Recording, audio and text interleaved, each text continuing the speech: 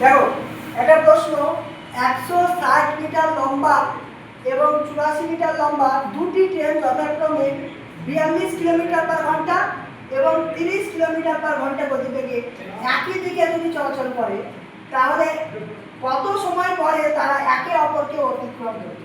এখানে দেখো দুটি ট্রেন আঁকা হয়েছে, একটা 84 মিটার, অপরটি 60 মিটার। তো একটা ট্রেন 30 কিলোমিটার পার ঘন্টা চলে, অপর একটি ট্রেন 42 কিলোমিটার পার ঘন্টা চলে।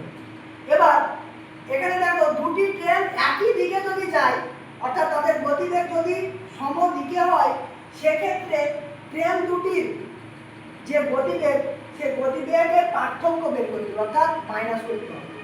42 কিলোমিটার মাইনাস 30 কিলোমিটার বিয়োগ করলে হয় 12 কিলোমিটার।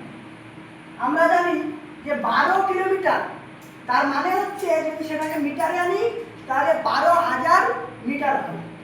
এবার দেখো আর একটা জিনিস, এখানে 60 মিটার আর 84 মিটার দুটি ট্রেন, অর্থাৎ এই একটা ট্রেন অপর একটি ট্রেনকে যদি কভার করে, সেক্ষেত্রে 60 মিটার প্লাস 84 মিটার দুটোকেই কভার করতে হবে। তাই তাদের যোগফল অর্থাৎ 60 মিটার প্লাস 84 মিটার যোগ করলে হয় 140 মিটার।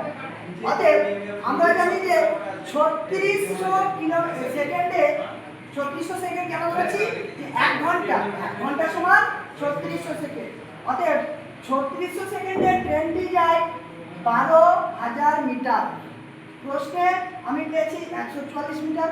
144 মিটার যেতে তার কত সময় লাগবে? এটাকে যদি আমরা রৈখিক নিয়মের মধ্যে কাটাকাটি করি, তাহলে এটা 144/12,000 গুণিত 3600। এটা যদি কাটাকাটি করা হয় তাহলে আমার আছে 216/5।